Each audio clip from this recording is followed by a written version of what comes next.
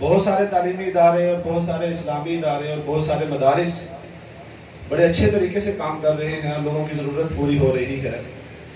اب مدارس کے اندر جو علماء حفاظ ہیں وہ مساجد کے لیے، لوگوں کی گائیڈنس کے لیے بڑے اچھے تیار ہو رہے ہیں۔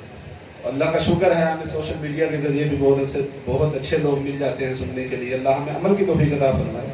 ہمارا بھی ایک مقصد ہے، ہم اس مقصد کو لے کے چل رہے ہیں اور انشاءاللہ چلتے رہیں گے۔ آپ سے گزارش یہ ہے، اس مقصد میں ہماری آپ مدد فرمائیے، ہماری مدد کریں۔ ہمارا مقصد یہ ہے کہ ہم حافظ قرآن کو تیار کریں، اس کو ایک سوچ اور فکر اور ذہن دینے کی کوشش کریں، پھر ہم اس ملک کی بیوروکریسی پہ اثر انداز ہوں، پھر ہم اس ملک کی اسٹیبلشمنٹ پہ اثر انداز ہوں، پھر ہم اس حکومت کی حکومتی اداروں پہ اثر انداز ہوں۔ اس کے علاوہ یہ بات یاد رکھیں، ممکن نہیں ہے جب تک ہم یہ اقدام نہیں اٹھائیں گے ہماری محرومیاں ختم نہیں ہو سکتی۔ ہم اپنے بچوں کو کاروبار کے لیے تیار کرتے رہیں گے، صرف مسجدوں کے لیے تیار کرتے رہیں گے، محاذوں کے لیے تیار نہیں کرو گے، جدوجہد کے لیے تیار نہیں کرو گے، آکوپائے ہونے کے لیے تیار نہیں کریں گے، ہماری قسمت نہیں بدلے گی۔ صحابہ کو نبی مہربان صلی اللہ علیہ وسلم نے اسی سطح پہ تیار کیا تھا۔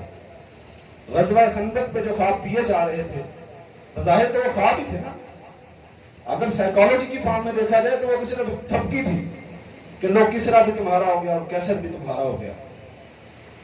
تو اس خواب کو دینے کے لیے ہم یہاں کوشش کر رہے ہیں۔ خواب یہ ادارہ بہت چھوٹا ہے، مگر خواب ہم نے وہ رکھا ہے جس کی ضرورت ہے ہمیں۔ ابھی یہ مسائل کا شکار ہے، وسائل کا شکار ہے، اور مجھے امید ہے انشاءاللہ اللہ تعالیٰ ایسے راستے اور ایسے دوست نکالے گا جس کے ذریعے ہمارے مسائل حل ہوں گے اور ہم آگے کی طرف تیزی سے جائیں گے۔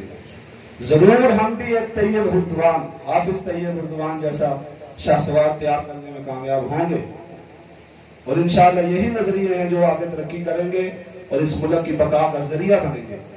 اس کے علاوہ یاد رکھیں کہ ہمارے پاس کوئی چارہ نہیں ہے، اور یہ تمام اداروں کا فرض بنتا ہے کہ وہ اس سطح پہ محنت کریں، اس سطح پہ کوشش کریں۔